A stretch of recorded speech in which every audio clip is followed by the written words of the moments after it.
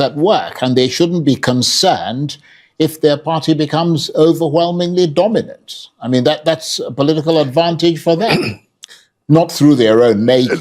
The position of Mr. President came very clearly in that statement that he made. In politics, all is fair. Is that true? If that is what politics is, that in politics everything can be done, provided you win election. Well, clearly that's not correct. That is not correct.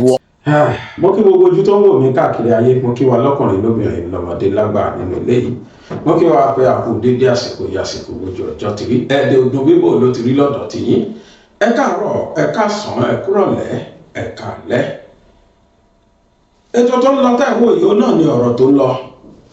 Ó sì dá mi lójú pé gbogbo wa náà ni a ti fìdílé nǹkan tàbí tá a ti wá nǹkan fìdílé tá a fẹ́ jẹ̀gbádùn ètò tòórọ̀ yìí. Àárọ̀ làwa wà ní Nàìjíríà, aago 8 ó ṣẹ̀ṣẹ̀ kọjá 8:45 AM ó ní mò ń ṣiṣẹ́ yìí lọ́wọ́lọ́wọ́ ní Nàìjíríà báyìí. Tó lónìí, ẹ̀yin tẹ́ wà lórí TikTok, tẹ́ wà lórí YouTube, àtẹ̀yin tẹ́ wà lórí Facebook.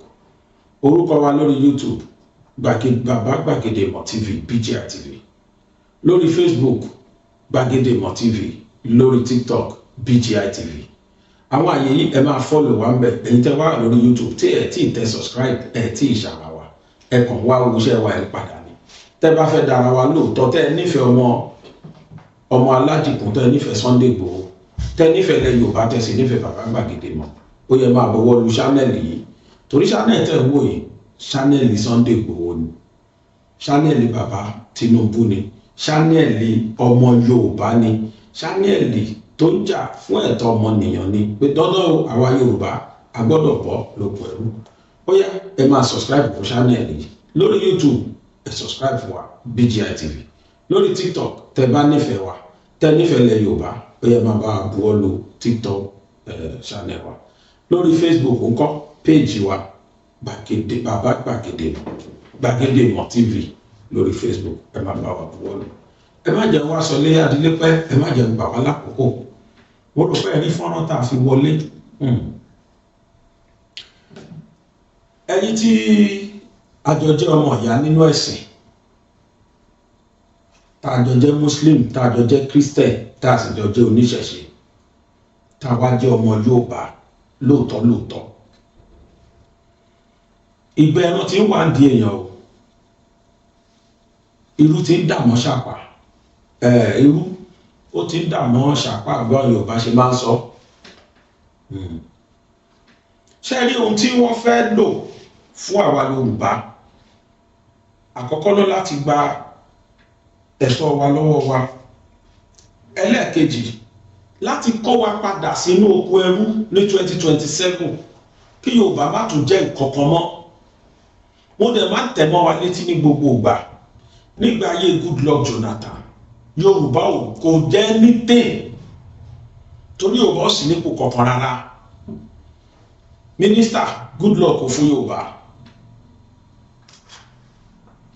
Ẹni ipò títí má ambassadorial post, Goodluck kò fún Yorùbá rárá.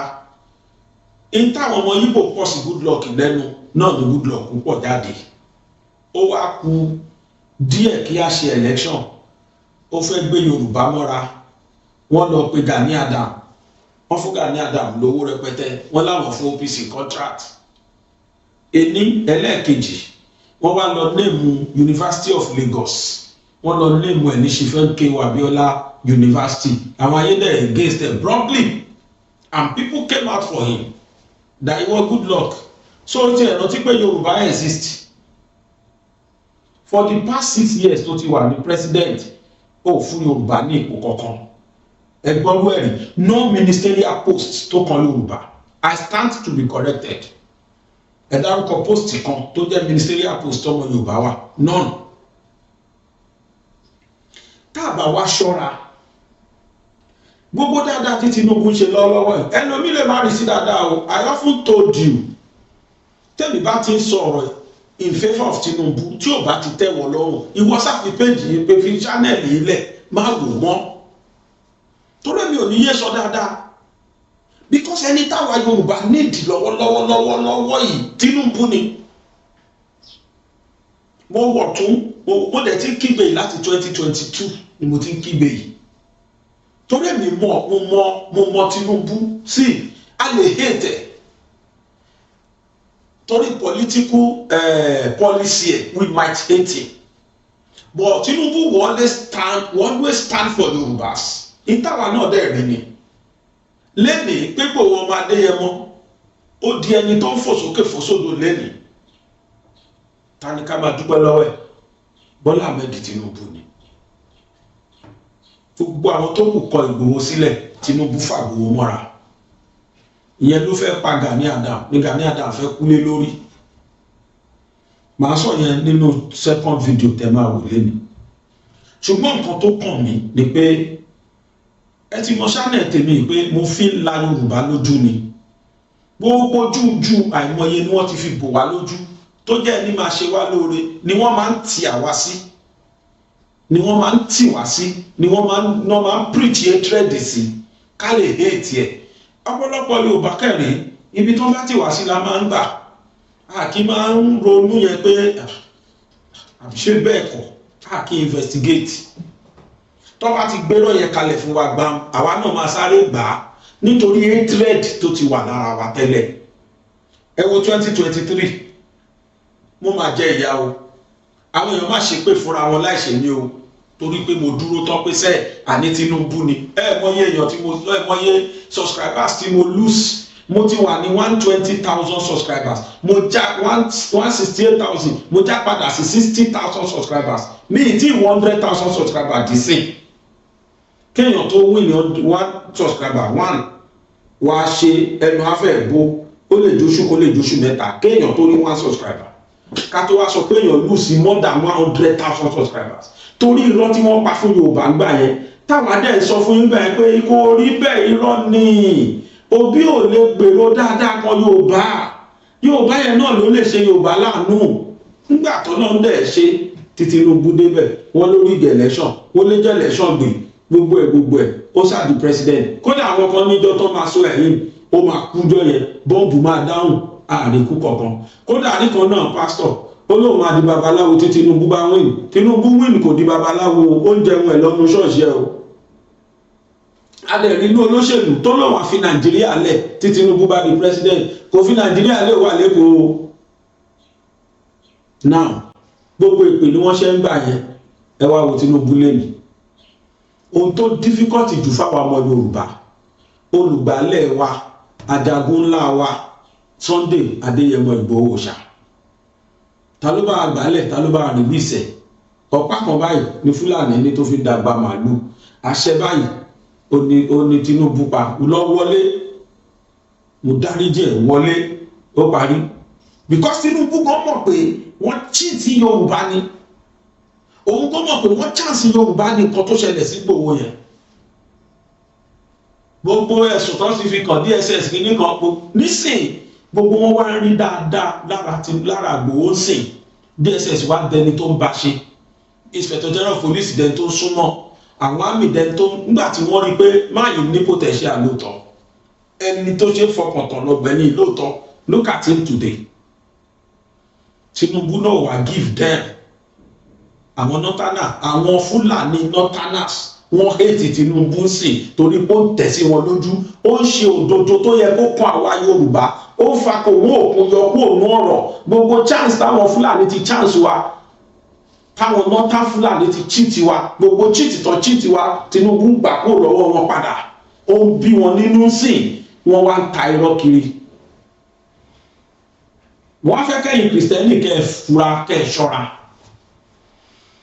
kẹ́ ẹ sọ̀rọ̀ jáde níbi tó yẹ kọ́rọ̀ wà ní 2023 nígbà 2023 election bọ̀ cardinal bishop kan cardinal náà nípò wọn bishop Ọ̀nàyíkàn láti Kogi state ọmọ Kogi ni wọ́n gbogbo ohun tí màá yẹn ṣe pátá ó fi ti Jésù sílẹ̀ báyìí ó gbé tòṣèlú wọ̀ ni because he was practically campaigning for Obi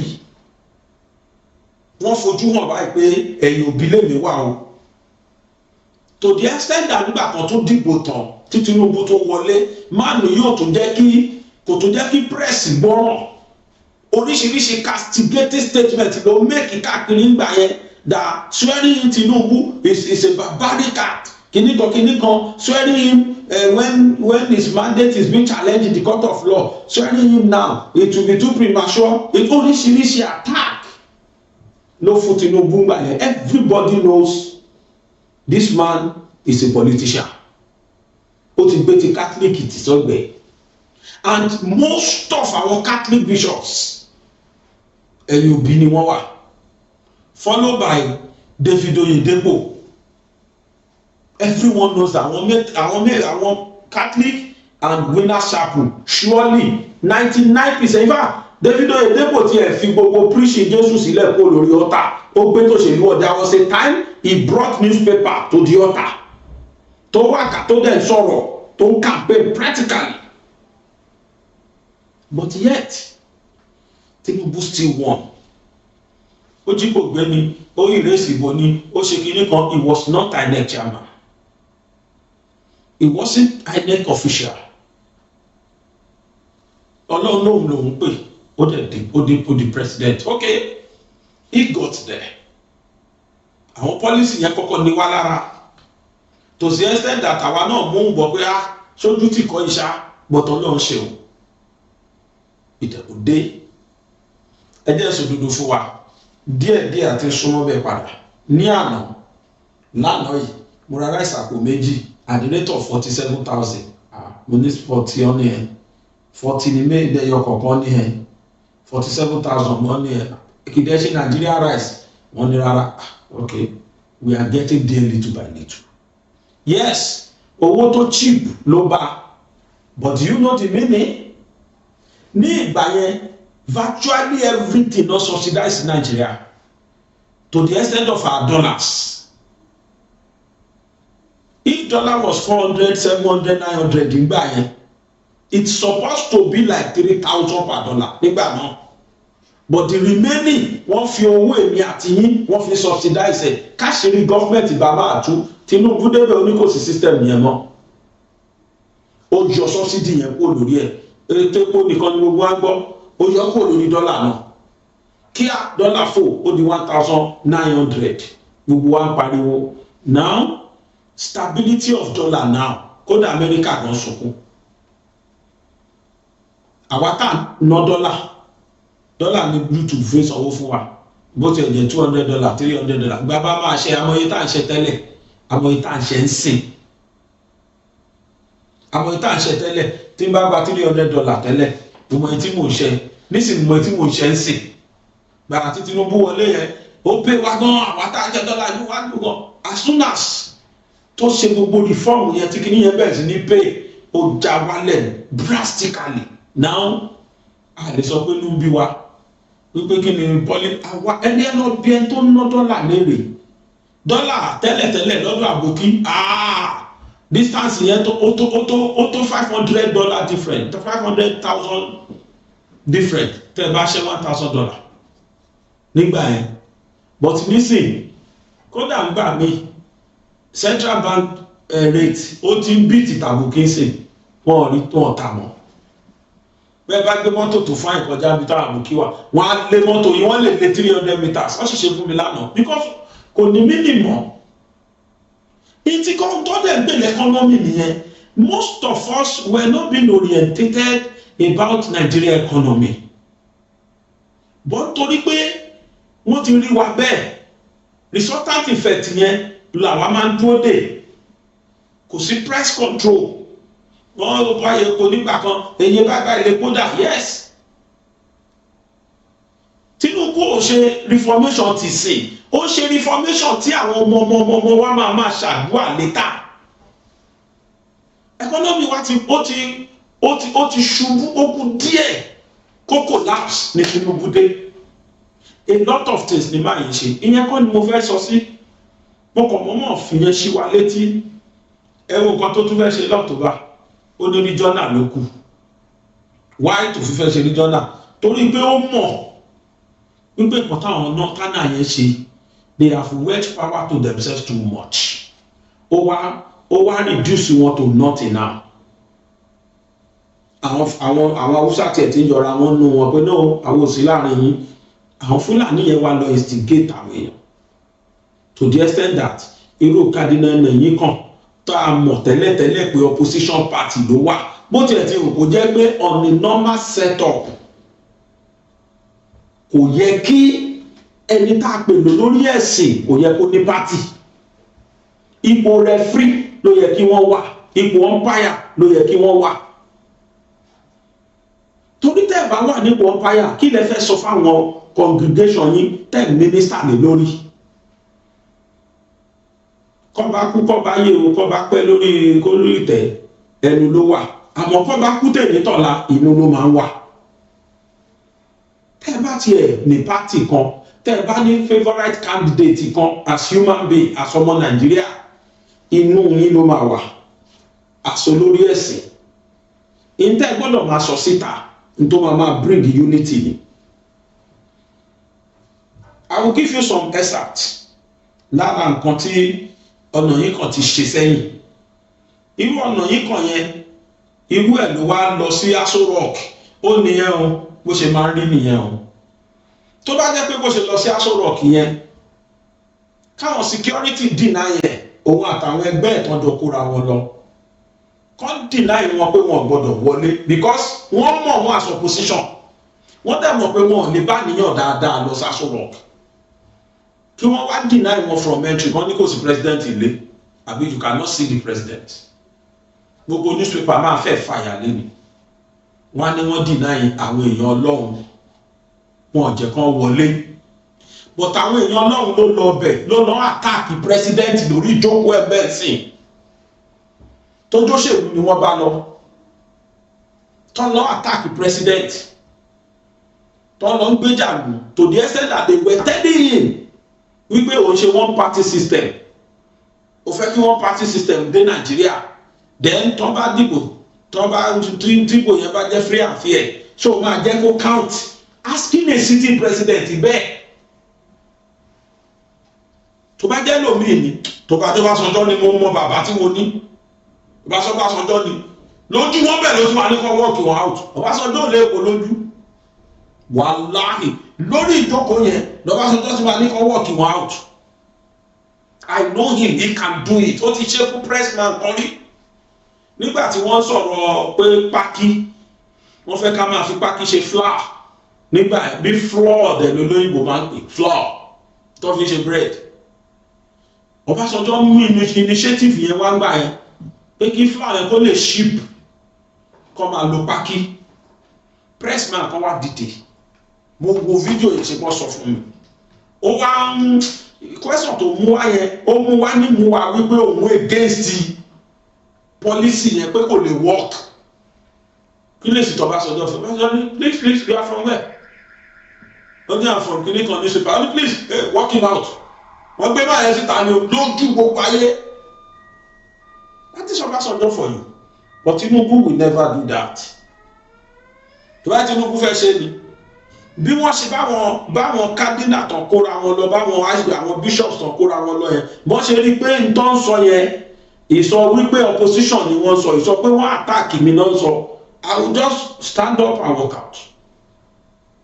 Tí màá ṣe tó bá dé mi o bóyá tó ní pé mi ò sì nípò ni mi ṣe tí ìkẹ́kọ̀ọ́ gọ́fínànsì tó bá pé mi ti wà ní bóyá ti kọ́ mi pé wàá ṣe sùúrù ni o. But lọ́wọ́lọ́wọ́ tèmi wá ìbí mo ṣe jọ́ ọmọdé yìí tí mi mọ kankan yìí tí mo jẹ́ novice, if I were in his shoe me I will walk out. Màá kàn dìde láàrin wọn ìní dáhùn question kankan mọ́. Wọ́n mú communique lọ́ba ni wọ́n dìde wọ́n kọ epistle dání ni odidi ìwé gbọ́rọ̀ náà mú dání.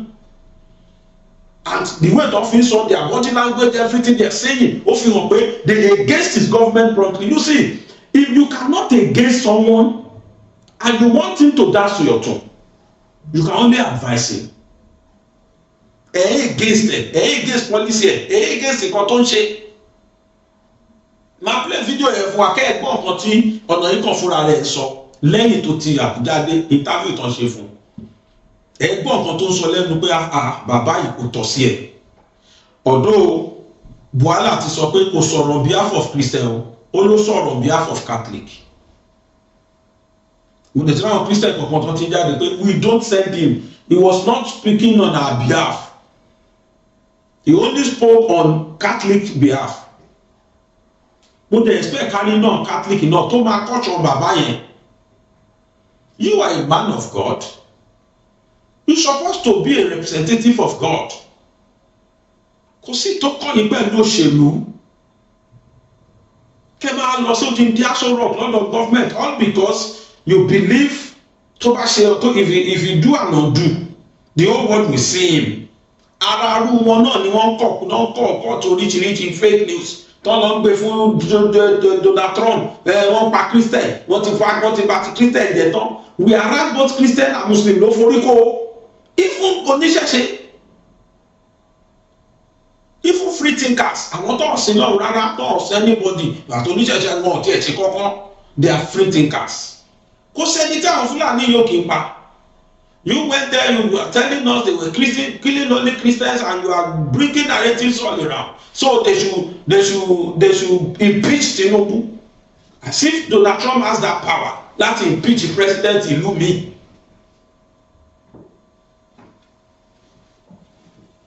Mo fẹ́ fún wa lára àwọn nǹkan tí Ọ̀nàyíká ti sọ sẹ́yìn. This is May 2023. Before May 29, tí wọ́n fẹ́ sue Tinubu in. In May 2023, the Archbishop Emeritus of the Catholic Archdiocese of Abuja, John Cardinal Nanyikon, stated that it made no sense to swear in Bola Ahmed Tinubu as president while his victory was still being rigorously challenged by opposition parties in the election tribunal. Speaking during an interview on Channels Television on May 4, 2023, the cleric criticized Nigerian electoral system and argued that the legal challenges should be resolved before any inauguration took place.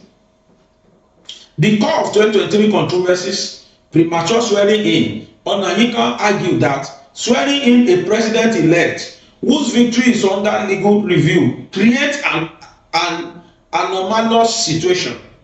Rigging allegations tó fi kan Tinubu rèé o. He asserted that the 2023 presidential election was heavily rigged and that the individuals who manipulated the outcome know themselves.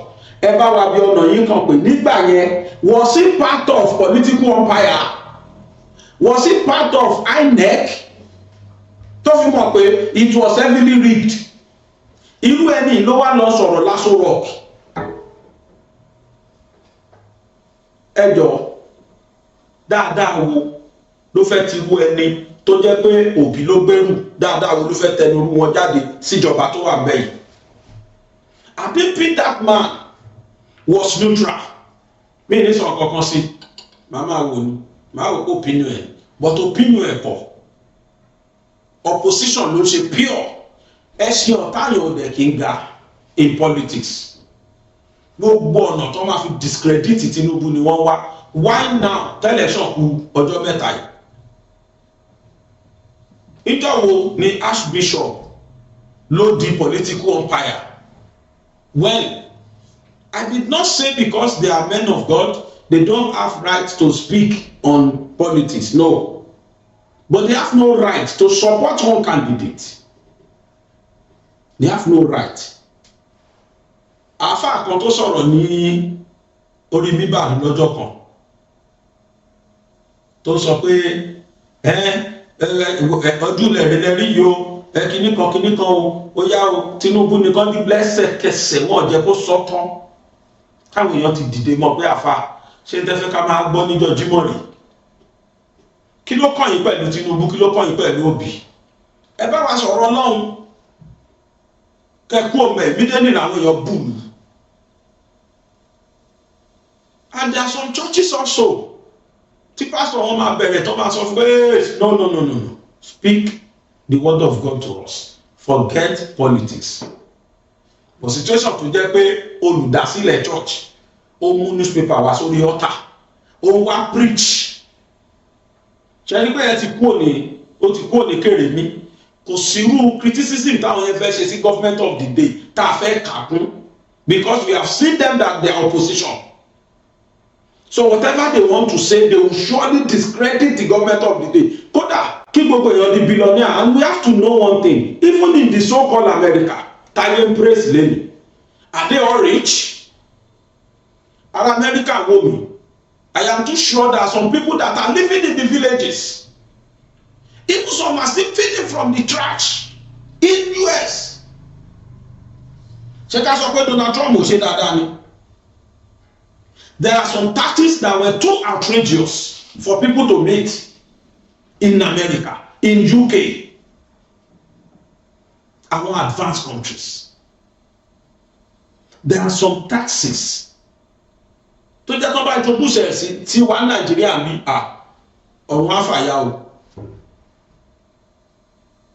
Tutọ́ tax, jókòó tax, owó tẹ́lẹ̀ tax, òtútọ́ tax, oyàgbẹ́ tax, everything tax. Wọ́n ń gbowó tó pọ̀ ṣùgbọ́n ṣọ́ọ̀tì fi tax gbà lọ́wọ́ wọn. Ẹ̀yin ará Amẹ́ríkà, ẹ̀yin ará London, ẹ̀yin ará Europe, ẹ̀yin èèyàn mi dáadáa tẹ́ wà lọ́hùn, ẹ já mi nírọ́. Àwọn táwa ti witness ni. Báwa ṣe ń waste nọ́mbì, you dare never try it in abroad. Gbèsè àti wàhálẹ̀. Ṣé mo parọ́? Àìmọye ẹni tí kì í sanwó Nàìjíríà yìí, tí kì í sanwó náà. Àìmọye. Ìjọ ẹlòmíì ti san tax gbẹ̀yìn lórí businesses ẹ̀ tó ń ṣe. Ẹlòmíì dẹ̀ ní 20 million per month láì san tax £1. Owó tax kan dẹ̀ gbà yẹn ni wọ́n fi ń túlù ṣe.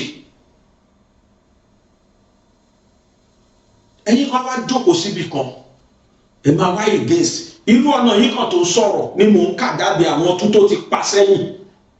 Ṣé tí gọ́fìmẹ̀ntì yẹn bá wá débẹ̀, gọ́fìmẹ̀ntì tó criticize tó báyìí, tó bá wá dórí ipò ṣáṣọ dáadáa pa ẹ̀? Kò lè sọ dáadáa pa ẹ̀. Ló fi jẹ́ pé nonsense tó lọ sọ l'Abuja yẹn na for him pocket. Ó sọ̀rọ̀ ní sọ̀rọ̀ opposition. Someone that against the swearing in of the current president. And ẹjọ́ nínú ìbò nínú ìjọ tí wọ́n ti ń dìbò Nàìjíríà, president wo ni wọ́n torí pé wọ́n gbé opposition bínú ó gbẹ́jọ́ lọ court? President wo ni wọ́n swear in at the swearing date rí? Nígbà tó dìbò Ọbásanjọ́ tán ní 2009, 1999, AC ẹ̀nà kí ló wà SD kí ló orúkọ party yẹn, AD lọ kóòtù, Ṣífolúfàlàyé ni wọ́n fà lẹ̀, wọ́n lọ kóòtù. Ọbásanjọ́ ti fẹ́ lò first term tán kí kóòtù tó dájọ́ kan tó sọ pé Ọbásanjọ́ win. Second term Ọbásanjọ́, AD wọ́n lọ kọ́tà kan ti wà ní AC gbà yẹn, wọ́n lọ kóòtù. Ọbásanjọ́ ti fẹ́ parí second tenure kí wọ́n tó dájọ́. Yar'Adua àti ẹ̀fẹ̀nu ara ẹ̀ sọ ń titi ẹ̀, ó fẹnu ara ẹ̀ sọ olóògbàpọ̀ lọ́wọ́ Ọbásanjọ́, ó fẹnu ara ẹ̀ sọ pé election tó gbóhùn wọlé was rigged. Yar'Adua, Musa Yar'Adua, tí Goodluck gbapò lọ́wọ́ ẹ̀, tí Goodluck jẹ́ vice ẹ̀, ó fẹnu ẹ̀ sọ pé election tó gbóhùn wọlé was not free and fair. Wọ́n sún ẹ̀yìn ni o, Fúlàní, wọ́n sún ẹ̀yìn ni o. Cardinal Onayinka was alive. He doesn't come and criticize, he does not criticize it that the election was heavily rigged.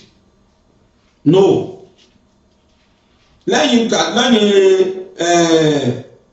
Yar'Adua ṣe first term Goodluck wọ́n fi sí nítorí pé òun ní báyìí, ó di second term ó contest òun àtàtìkù. Ó lùsì o, pẹ̀lú ó wìn o, wọ́n gbé lọ kóòtù o, wọ́n sọ pé torí pé kéèsì yẹn ti wà kóòtù kọ́ máa sọ àyìn Jonathan, wọ́n sọ àyìn Jonathan o.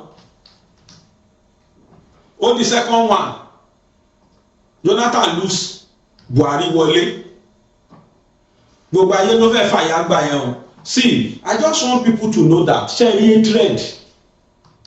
hatred phenomenon kan ni tí o ṣe correct àfi tífẹ̀ bá padà. Ìfẹ́ nìkan ló lè correct hatred. There's nothing you people can do about it. Number one, ọ̀nà yìí kan nìyẹn, bẹ̀tẹ̀ tó fún wa ní mi. This is another one.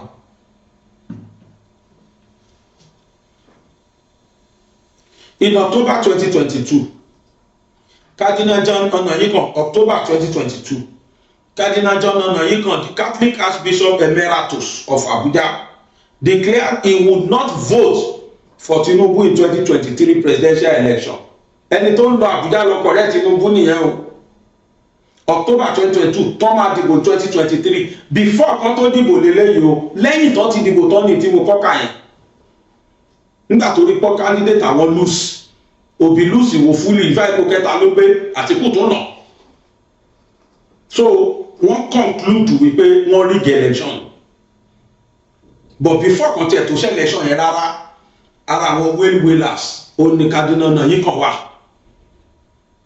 This was what the man said. Ẹni tó ń wùwà pé òun jẹ́ man of God ń sìn, but he is practically a politician. Máa yẹn ló wá sọ̀rọ̀ yìí bí o. In October 2022, Cardinal John Onaiyekan, the Catholic Archbishop Emeritus of Abuja, declared he would not vote for Tinubu in 2023 presidential election. His primary reason was that All Progressive Congress APC decision to fill the same faith Muslim ticket with Kashim Shettima as running mate, which he viewed as a negative political choice for national balance. Ṣé ká sọ pé trade yẹn ṣì wà lórí bàbá dìísìn tó fi lọ Àbújá? Ẹ máa wá gbọ́. Key reasons behind his stance: 1. The Muslim ticket. Personal decision. Onaiyekan stated that his refusal to support the APC ticket was his own personal choice as a Christian. Number 1. Number 2, political calculation. He acknowledged that the APC chose the same faith ticket as a strategy to win the election. Accepting responsibility, he maintained that the ruling party and its supporters would have to bear full responsibility for alienating Christians with that choice. Nígbà tí Muslim ticket dẹ̀ wọlé, ẹ lọ wo gbogbo ministerial post tó wà nílẹ̀ pátápátá 2% ni Muslim ní. I'm not talking for Muslim. 2% ní gbogbo ministerial post tó wà nílẹ̀. Àwọn key posts are being held by Christians, but nobody filmed, nobody said anything. Tinubu were doing all this just to convince Christians that, come, I am with you. I am not Islamizing Nigeria. Yet there are some people tó jẹ́ pé lọ́wọ́lọ́wọ́ yìí ọ̀rọ̀ yẹn náà kékeré. Ṣé ní gbogbo yẹn ọ̀tọ̀? Gbogbo nǹkan tí Onaiyekan sọ yìí kan tó dìbò onímọ̀sọ́ ẹ̀. Náà gbàgbà tó wá ń bẹ̀rẹ̀ sí kì í ṣe Onaiyekan nìkan. Ṣé wàá mọ tán ṣe nígbà tí gbogbo ọ̀nà tán gbà pé kí Tinubu má jẹ́ president tó fail, they now went and plan coup against Tinubu. They went and plan coup. Nígbà tí wọ́n sọ pé coup wà, àwọn Onaiyekan náà ni wọ́n jáde pé irọ́ mọ́ papò sí tó ń jẹ́ coup. Gbogbo àwọn tí wọ́n kó yẹn wọ́n ń gbèjà wọn. Àárọ̀ oríṣiríṣi tabloid táwọn opposition sọ Tinubu kọ̀kọ̀tẹ̀, Tinubu plan, Tinubu do this, he just want to witch on them. By the end of the day, could you believe the coup planner are now saying the truth? The coup planner ṣe believe pé wọ́n ti wá jẹ́wọ́. Kódà ìkan sọ pé ìdí tóun fi plan coup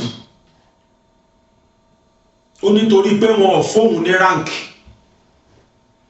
ó nítorí pé òun ti pẹ́ lórí rank kan ló fi wò pé káwọn lé Tinubu dànù. Àwọn ẹni tó dẹ̀ máa lead tó máa ṣe president ó ti promise òun pé brigadier general yẹn òun máa fóun ló ṣe bá wọn plan coup. Wọ́n dẹ̀ ń pariwo lánàá pé kò sí coup because they wanted to oust that man at all cost. Ó ní mo ṣe máa ń pariwo fáwọn Yorùbá pé tí a bá la ojú wa sílẹ̀, tá a bá jẹ́ kó yàn wá mẹ́bọ̀ kó ń parọ́ Tinubu fún wa, èèyàn burúkú ni ẹ̀ṣẹ̀ kìíní kan. Ẹ lọ́wọ́ nǹkan táwọn ọmọ school ṣe é sìn. Òbí jáde ó ní Nelfund yẹn is a waste of money. Nígbà tó ọmọ tó lè ṣe, nígbà tó ọmọ kan tó lè ṣe, gbogbo dáadáa tí Tinubu yẹn ń fọ́ wọn lórí. Ẹ wo kéèsì àwọn ọmọ yẹn bọ́ ṣe rìlíìsì wọn. Wọ́n kékékékékéké kò ṣe pé tán kétán wọ́n rí pé kò tà wọ́n panu wọn. Because wọ́n mọ̀ fẹ́ lo kéèsì àwọn ọmọ yẹn tẹ́lẹ̀ kó di ọ̀rọ̀ sí Tinubu lọ́rùn. They are just looking for loopholes. But àwa Yorùbá ló kù káwa take stand wa pé kò sí tẹ́lẹ̀ ṣe. Tinubu is going back there. He must finish what he started. Fayose wà nípò Tinubu báyìí o. Fayose was one of his greatest enemy nígbà tó bá kò tí o. Òtìgbà tí Fayose náà rí pé ká má parọ́ máàlù yìí ṣe ń táwọn ò lè ṣe. Tó bá léèyàn ní lion heart, tó bá sọ pé èèyàn ní ọkàn akin, èèyàn give them, èèyàn jẹ́ ọmọ líle tó lè korí bọ many things, Tinubu ni. I am not here to sing his praise, but I am saying reality. Ẹ máa gbá wọn kú planner. Justin denied promotion twice. Army colonel says frustration led him into alleged coup plot against Tinubu. News ìjáde ní July 31. The news ìjáde. Denied promotion twice. Army colonel, he's still a colonel, but ó yẹ kán ti gbé lọ sí brigadier general, but wọ́n fún. Nítorí ẹ̀ ni ó ṣe against Tinubu. Kì í dẹ́ ṣe ìjọba Tinubu ni ó fún. Kí Tinubu tó dé rárá ló ti tọ́ sí. But instead kó make kó lọ make case ẹ̀ kó write security adviser irọ́ o. Wọ́n jọ plan coup. Ẹ̀yin ìdẹ́ kọ̀ọ̀kan jáde, ẹ̀yin ara wọn cardinal iná wà nù wọn náà tán pariwo pé Tinubu fẹ́ fi ṣe politics ni, ó fẹ́ ṣe kinní kan ni, irọ́ ni kò sí coup. The man kept quiet, he was looking at them. Àwọn àmì ìbáṣẹ lọ lábẹ́lẹ̀. Àṣírí ló ń tú yìí, wọ́n ti bẹ̀rẹ̀ sí ní jẹ́wọ́. Àwa Yorùbá tí a bá lajúlẹ̀, tá a jẹ́ kán gbé nǹkan gbẹ̀yìn wa, Ọlọ́run bá máa regret o. Because the first thing ẹni àkọ́kọ́ tó máa fẹ́ mú kó lọ́nà ní Ìgbòho. Lọ́wọ́lọ́wọ́ nǹkan tí kò ń ṣe yìí fọ́ wọn lórí gan, fọ́ wọn lórí. Àwọn Yíbò ń bínú. Wọ́n bí kílẹ̀ ló bí wọ́n nú ni pé why tó fi máa free Ìgbòho? Why now? Ó yẹ kán fi Ìgbòho náà sí Sokoto prison ní ṣẹ́ṣẹ́ tí Ìgbòho ṣẹ̀ ní kágbóṣẹ̀. Then second bínú wọn ni pé why tí Tinubu máa fi ná Obi? So they are doing everything humanly possible now. Wọ́n tún ṣe ní o, màá tún sọ mí tán tún ṣe o, yàtọ̀ sí Kaduna yìí. Ẹ jẹ́ kí ilé ìtàn máa ní complete Kaduna yẹn fún wa.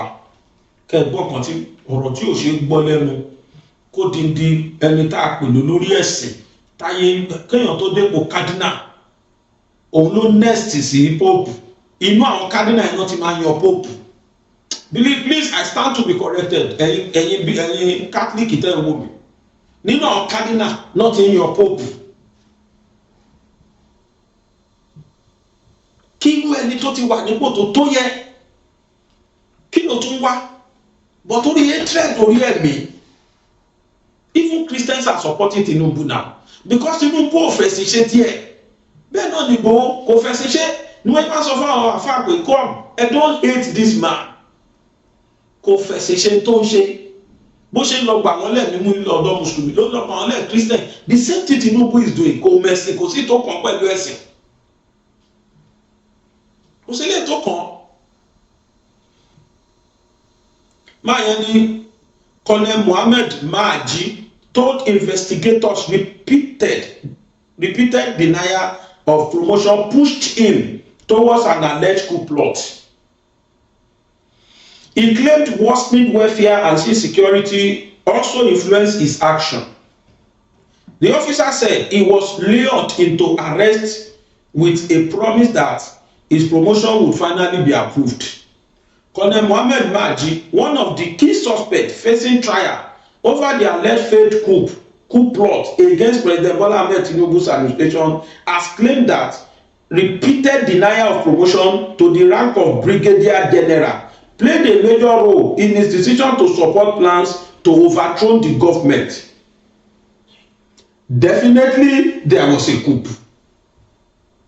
But the opposition started sending it to us against the government of the day. Pé ọlọ́pàá kò sí coup. Mi ní kà púpọ̀, mi tún ní kà mọ́, ẹja stop lórí tiẹ̀. Torí mo fẹ́ kájọ lọ wo nǹkan tí Cardinal Koje sọ. Mo fẹ́ gbọ́ nǹkan tó mẹ́kẹ́ gbọ́ díẹ̀ excerpt nínú nǹkan tó sọ. N tó sọ pọ̀ nínú interview yẹn o. You have the guts, you have the effrontery, you have the temerity láti wọlé lọ bá president of the day. They have ridiculed this president too much. Tinubu dẹ̀ ti gba ó ti fàyè gba àwọn èèyàn jù. I can say this is the most tolerant president so far. Kò sí big deal nínú àwọn religious, you see, ara àwọn tí a máa wò mọ́lù lára tá máa rò kán máa tó lù ṣe ó ní religious leaders wà. These people are religious leaders for crying out loud. Ara àwọn tó yẹ kí president kan máa gba àdúrà lẹ́nu ẹ̀ ní kán dẹ̀ máa ṣàdúrà fún ìlú kó má ṣiṣẹ́. Bọ́tà bá ti wá lọ bá gbẹ̀rán nídìí èèyàn ṣẹ́ni pọ́rọ̀ ti dàdí. Torí pé ẹ ní adopted candidate, torí pé ẹ ní candidate tẹ ní sympathy fún. You started against the government of the day promptly. Tó bá wá dọ̀la nísìn, tó bá dọ̀la táwọn pastors míì bá kóra wọn jọ tàbáwọn àfáà míì kóra wọn jọ pẹ̀lú láwàní lórí tí wọ́n lo Aso Rock tí wọ́n deny wọn entry, àwọn tó ń fàárẹ̀ o ẹ̀yin clergy Nigeria both Muslim and Christian ṣe é ríra yín báyìí. Àwọn tó fẹ́ máa deny yín from seeing the government of power ara rú wọn rè. Tó bá dọ̀la nísìn táwọn àfáà jìnkẹ̀jìnkẹ̀ pẹ̀lú láwàní lórí Aso Rock tọ́ ní kò sí president ilé tọ́ dẹ̀ wá ṣọ́ president wà lé. They should not come to social media and start ranting. Tó bá dọ̀la Tóyèdé kò síwájú tí Adébóyè pastor Adébóyè tẹ̀lé táwọn pastor ńláńlá tẹ̀lé táwọn cardinal náà tẹ̀lé tọ́ náà fẹ́ rí president tọ́ bá ní kò sí president ilé ẹ má fi wò. These are what your leaders are doing. These are what religious leaders are doing. Although ntí máa yẹn sọ yẹn Bùhálà mo rí tí Bùhálà sọ pé that man wasn't speaking on behalf of Christians, that he spoke on behalf of Catholic. Bó dẹ̀ mo bá ṣe máa náà Catholic náà tó bá jáde pé rárá o, he spoke for himself not us. Bí mo bá ṣe máa náà Catholic náà tó máa jáde àti náà Christian kankan tó ní sọ pé no is bad because he made very strong allegation nínú fídíò tí màá ní complain. For a man of God to be saying that when I got to Aso Rock, I discovered that President bent on returning into power at all costs. What an allegation. Tó bá dọ̀la tí ẹ bá ní kán lọ gbé wá tàbí tí DSS bá invite the whole social media máa fàyà. Wọ́n ní ìjọba Tinubu kò respect man of God. Ṣé man of God ní irú àwọn yìí? Àbí man of politics? Are they really man of God or man of politics? Gbogbo wọn wá kóra wọn jọ àwọn Sàámú àtàdígbédà wọn wá kóra wọn jọ lọ Aso Rock. Mo rí newspaper tabloid Tinubu supporters flog kìnì kan they against kìnì kan. Me I'm not Tinubu supporters tó flog or tó. I am denying what that man was saying and I against it in totality. Kò tí ẹ ní right láti ẹ̀ ti fẹ́ rẹ́kàn pẹ̀lú government yìí rárá because you don't like the governance láti ilẹ̀, you don't support his government from time, you don't want him even to be sworn in. Kí ló wá lọ ṣe lọ́dọ̀ ẹ̀? Ó fojú hàn pọ̀ ní ẹ́, ó fojú hàn pọ̀ position ní ẹ́, so why you going? Why did you go there? And the first instance gan ṣe lé kí Tinubu sọ pé òun ò sí lé. Àwọn tó bá jẹ́ mi lèmi sọ yìí o, mi wàá mọ̀ bóyá lẹ́kọ̀ọ́ kan tó máa kọ́ wa kan tó sọ àyàn yìí. Má ṣe bẹ́ẹ̀ o, gbogbo wọn ni kò gbà láyé o, ara nonsense tó máa ṣe náà ṣe. Ẹgbọ́n kan tí bàbá yẹn sọ. And they shouldn't be concerned if their party becomes overwhelmingly dominant. I mean, that's a political advantage for them, not through their own making. The position of Mr. President came very clearly in that statement that he made. In politics, all is fair. Is that true? If that is what politics is, that in politics everything can be done, provided you win election. Well, clearly that's not correct. That is if not that correct. is what was said, then it is certainly not correct. That is because not- There is well, we heard it, we There heard is it. propriety in everything, and they Now, ought to. and that is what we are worried about. We are worried about the fact that we see clearly that our government is bent on winning by all means. And unfortunately, they have a lot of means at their disposal to win.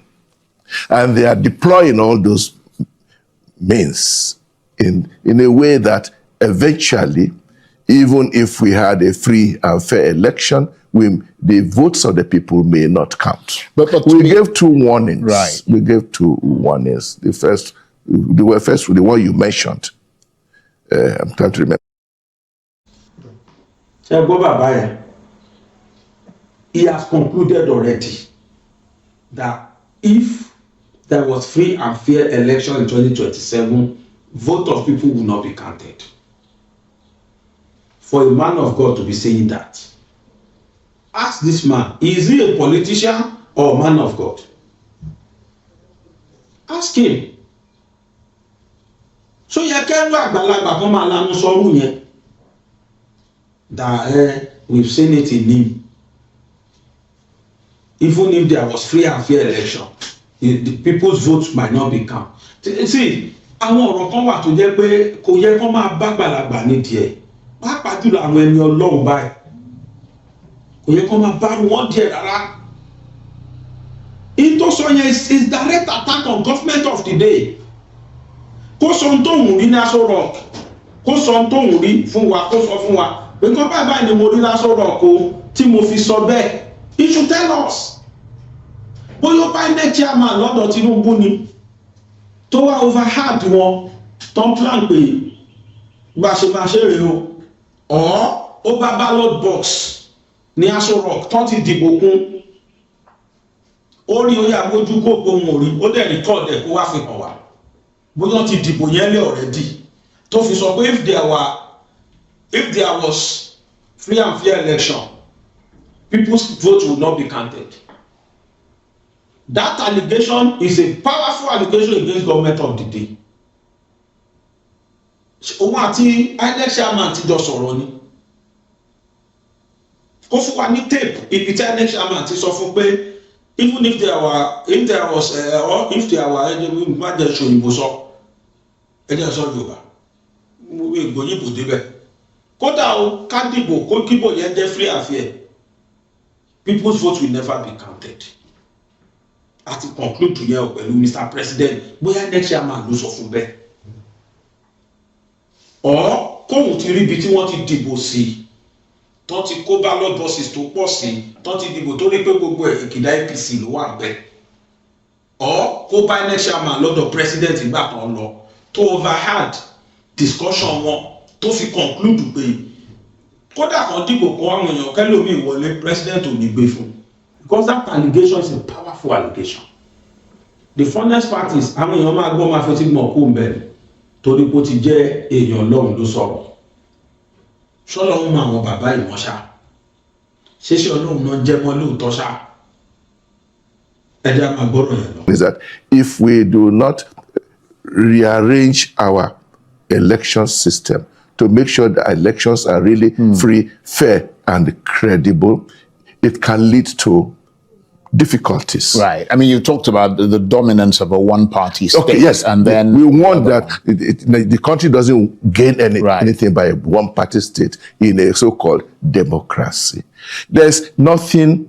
Of course, we are not expecting Mr. President to help the opposition to defeat him. No, but the point we are raising is that even though the president has all the powers of incumbency, he is in the election.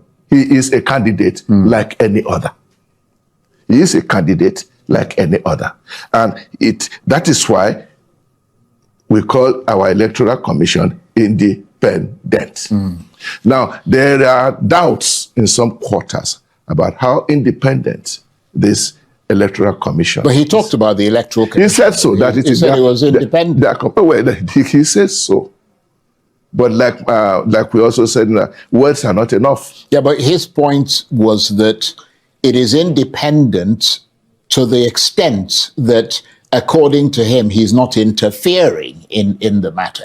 Now, whether the INEC itself decides that because they basically are working under the executive that's in power, that they're going to do the things that they think will help that executive. I mean, I suppose his point is that that's not his making.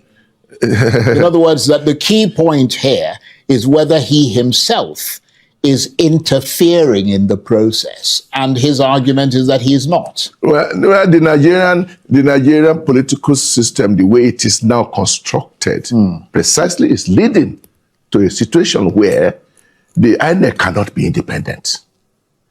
The chairman and all the members, all the commissioners have been appointed by the president. Yes, it does raise eyebrows, Now, doesn't it? and the idea, the presumption is that Mr. President will appoint independent, impartial, wonderful people.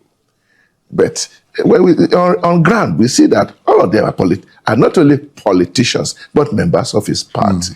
And which means we have a situation here of what in our religion. Well, they argue that, I mean, they're not members, they're not members of... And see clearly that this man never fear God.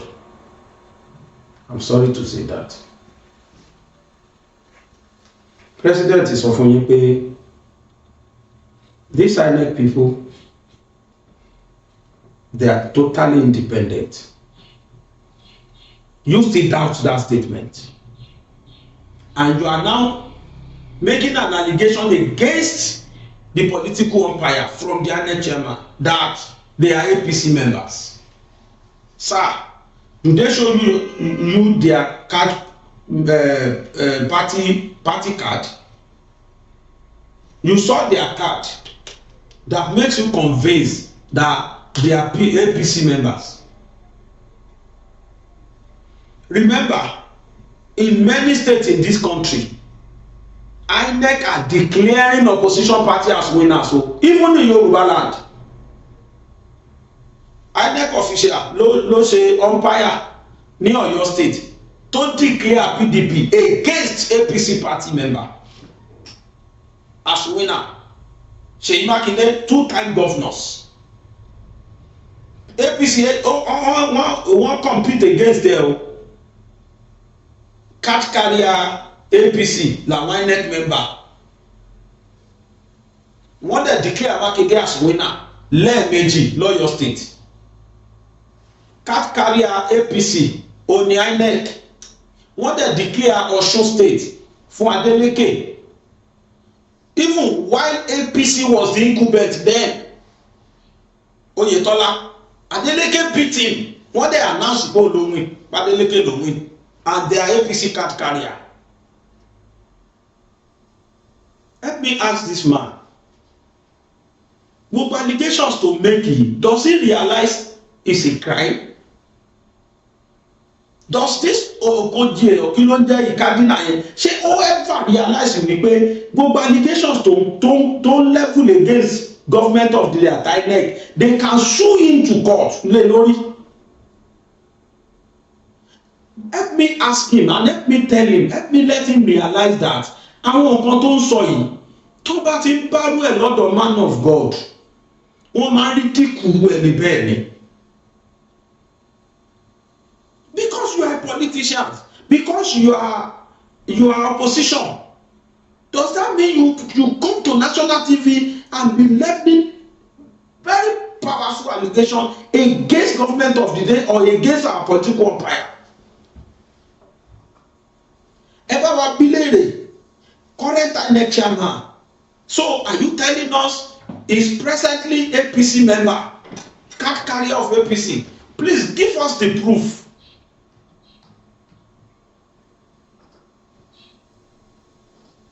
Ṣé rí nǹkan tí mi kàn fẹ́ kí gbogbo wa mọ̀ kò ju pé ẹni tọ́lọ́ bá ti gbéga táwọn ayé làwọn fẹ́ jábọ́lẹ̀, irọ́ ló ń pa òun ò lè jábọ́lẹ̀ o. Bọ́lá Tinubu has come to stay. Obi dìde gbàrà ó fẹ́ discredit Nelfund mọdún tó ti ṣerú nǹkan tí Tinubu ń ṣe yìí fáwọn ọmọ skul wa mọdún tó ti ṣerú ẹgbẹ́ ìṣà láyé ìgbà táwọn dáàdi wa ti wà yunifásitì àwọn 1820 ayé 18th century ayé ìgbà Mongo Park ayé ìgbà yẹn làwọn ọmọ higher institution not enjoy irú nǹkan tó enjoy presently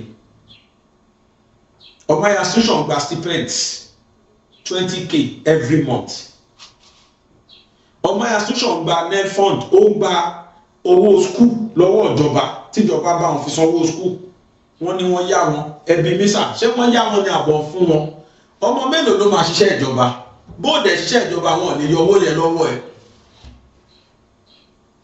If you say Nigeria education is too expensive, go to America, go to UK, go to other African countries. Ẹ lọ Ghana, ẹ lọ South Africa, ẹ lọ school bẹ́ẹ̀.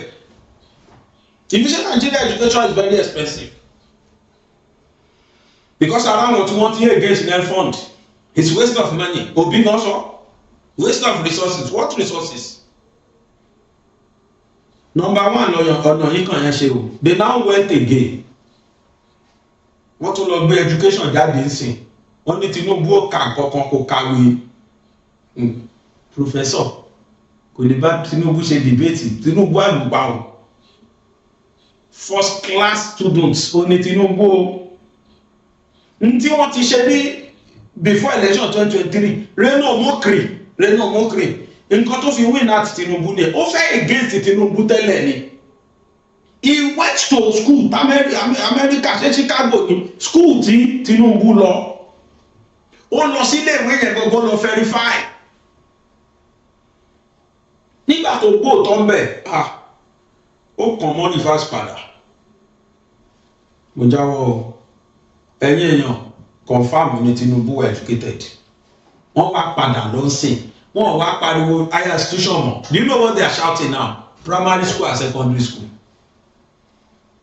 Kò ka primary kò ka secondary ẹgbọ́n ṣó possible kí ọ̀ wá ka primary school níjọ́ ti bí kó má ka secondary school níjọ́ tó ti bí kó wá lọ university straight. Are we fools? Nítorí pariwo kiri sí nìyẹn. He doesn't have secondary school certificate. He doesn't have primary school certificate. Ẹbí bí gbogbo primary school certificate bí wàá gbogbo mọ̀ tó wà. Wọ́n bá ní kí lọ mú wá mi ò ní. Mi ò lè sọ pé mi báyìí ló wà mọ́. Bọ̀ mo mọ school tí mo lọ. Tí n bá débẹ̀ wọ́n lè láwọn ọmọ mi. Because àfitán bá lọ gbé dósíà àbí kí ni rẹ́kọ̀dù school jáde tí mo sọ yé àti mo ṣetán fún wọn tán. A school is there. Go there and verify.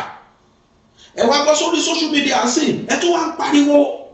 Kò lọ léwe kó ká sọ yunifásitì mọ́ ti rí pé ọ̀pọ̀ ti ẹ̀jẹ̀ ti má wọn bẹ̀. And there are a lot of you people tẹ́ ẹ wà nípò tẹ́ ẹ ká kankan. A lot of you people. Àìmọye skeleton in your cupboard tẹ́ ìwà di messiah lẹ́nu. Leave Tinubu alone. Ẹ jẹ́ kí kádàrá ẹ̀ kókó. If it is written in heaven wípé Tinubu will go for second term we win second term so be it. Tó bá dẹ̀ jẹ́ kó bì oníkàbàkàbà yín onísọkúsọ ẹgbẹ́ lọ́gbọ́n bó ṣe ń ṣe lọ́gbọ́n tó sọ lórí debate. Tó bá jẹ́ ẹ̀ náà ló fẹ́ win ẹjọ́ máa bọ̀ ojú gbogbo àjọ máa já. Tó bá dẹ̀ já ti kú ni ẹgbẹ́ wà. Ẹgbẹ́ àwọn mẹ́tẹ̀ẹ̀ta sórí scale I am too sure mo fi ògùn ẹgbàá wàláì kò sí tó lè mí ti 10% 100% Tinubu score. I stand to be corrected. Ẹ̀yin náà ti rí na tested wọ́n máa sọ pé tested okay Tinubu ló jẹ́ bẹ́ẹ̀ tested okay táwa náà fojú ara wa rí ni. Ẹ lọ́wọ́ gbogbo títì tí Tinubu construct ẹ̀yin ará Sango mo máa kí yín kú oríire o. Wọ́n pè mí kan ní ojú òre àtọ̀nà Jókòó Ọ̀tà ọ̀nà Jókòó Sango bí ìríjọba tó dé láyé tó ta síbẹ̀ rí federal government ti gbàgbẹ́ nísìn ó ti sọ di whereas state lónìí wọ́n ń hun irin níbẹ̀ báyìí wọ́n ń hun irin tó wọ́n dẹ̀ concrete títì.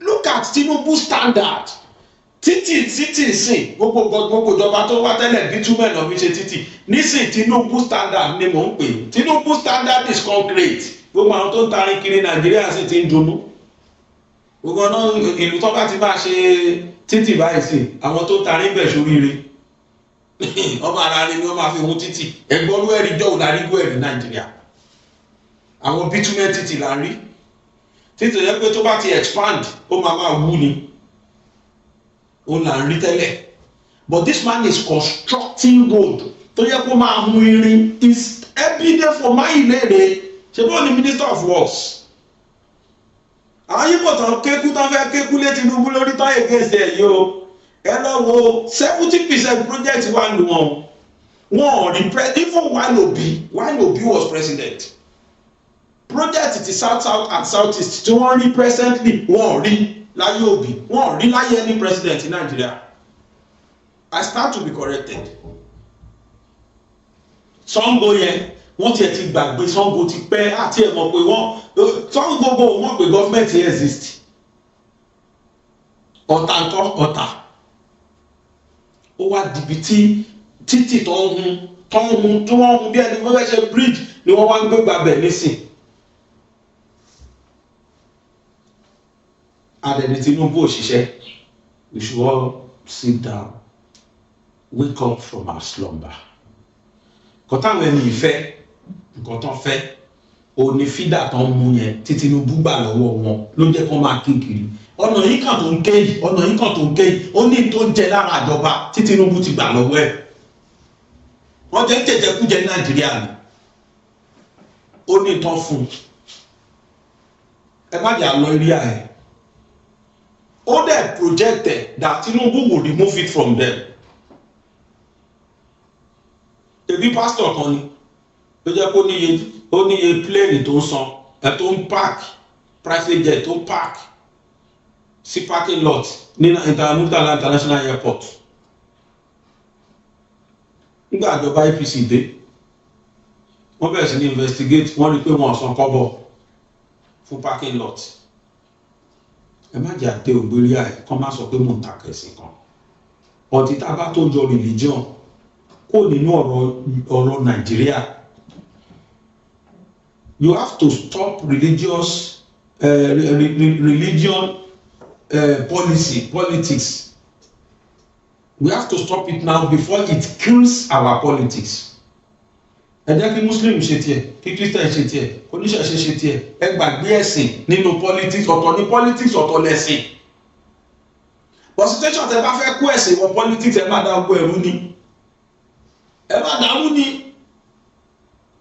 mo fọlọ́ ń búra kì í ṣe pé torí Cardinal náà yín kàn jẹ́ Christian tó bá dá àfáà kan ló wá sọ kátàkátà tí bàbá yẹn sọ má tẹ̀ sí lójú kódà àfáà kan ló jáde ló wá sọ kátàkátà lórí Tinubu yẹn sọ yìí máa tẹ̀sí lójú tí n bá rí pé nínú àwọn position àfáà mi yeah I don't care kò sí tó kàn mí pẹ̀lú religion ẹ̀yin tẹ̀lé mi ti mọ̀ bẹ́ẹ̀ wọ́n ti fẹ́ pè mí pa lórí olóòlù sọ̀rọ̀ lórí ọ̀rọ̀ olóòlù I don't do it ló tẹ̀tí wù pé mo atrocities tó pọ̀ mo gbọ́rọ̀ lẹ́nu lady yẹn but I will not say anything ìní sọ kankan lọ́sí bá sọ kó wọn ní mò ń pè ìjà ìsìn kan but I will not ẹ jẹ́ káwọn tó sọ̀rọ̀ ẹ máa sọ lọ tí n bá wò tó sọ dáadáa máa like iṣẹ́ tí n bá wò tí ò sọ dáadáa máa like iṣẹ́ n tó wù ẹ́ ló sọ rẹ̀ gbogbo tó tí bàbá kí náà ń pè bàbá tèmi nífẹ̀ẹ́ sí gan gbogbo tó tó pa mo gbọ́ bàbá Sokoti gbogbo tó tó pa lókè níyẹn mo gbọ́ sí tó kàn n tó pè mí ní unity ilẹ̀ Yorùbá so ẹ̀yin ọmọ Yorùbá afisẹ́ dọ́sí tá a bá parí debate láyé ìgbà yẹn àsọ pé with this viewpoint of mine I believe you have been convinced not to be confused that kinikan is kinikan with this viewpoint of mine I believe by now our eyes must have been clear that these people they are there